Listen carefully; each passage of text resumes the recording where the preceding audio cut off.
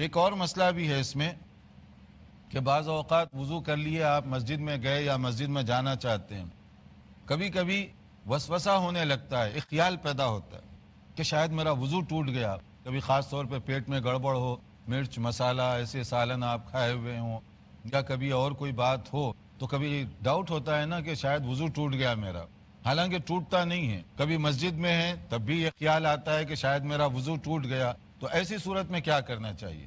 اگر کوئی ایسے ہی ڈاؤٹ پیدا ہو جائے، شریعت یہ کہتی ہے کہ یقین آنے تک آپ وضو ہے سمجھیں، یعنی وضو نہیں ٹوٹا آپ کا، کنفرم ہونے تک۔ کنفرم ہونے کے لیے بھی مختلف طریقے بتائے گئے کہ یا تو مطلب ہے کہ آپ کو کوئی آواز آئی جس سے آپ یقین کر رہے ہیں کہ بھی واقعی وضو ٹوٹ گیا ہوا ہے، یا اسی طرح کوئی اسمیل بدبو پیدا ہوئی تو آپ کو معلوم ہوا کہ واقعی وضو ٹوٹ گیا۔ ایسی چیزیں نہ ہوں، آپ شک و شبے کی بنیاد پر صرف یہ نہ سمجھیں کہ شاید وضو ٹوٹ گیا۔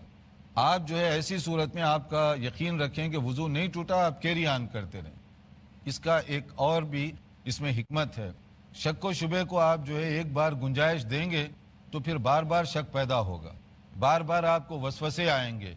جیسے بعض لوگ وضو کرتے رہتے ہیں، 15 منٹ تک وضو ہی کرتے رہتے ہیں، یعنی شک ہو جاتا ہے ان کو۔ جب وضو کرنا شروع کیا، چہرے تک پہنچے، خیال آتا ہے کہ میں نے کلی کی یا نہیں کی، اب پھر سے شروع کیا بسم اللہ کر کے، اب اس کے بعد چہرے تک پہنچے، اچھا ناک میں پانی ڈالا تھا یا نہیں ڈالا تھا، پھر شک میں آ گئے، اب پھر دوبارہ شروع کیا، ایسے 15 منٹ ہو جاتے ہیں وضو ہی کرتے رہتے ہیں۔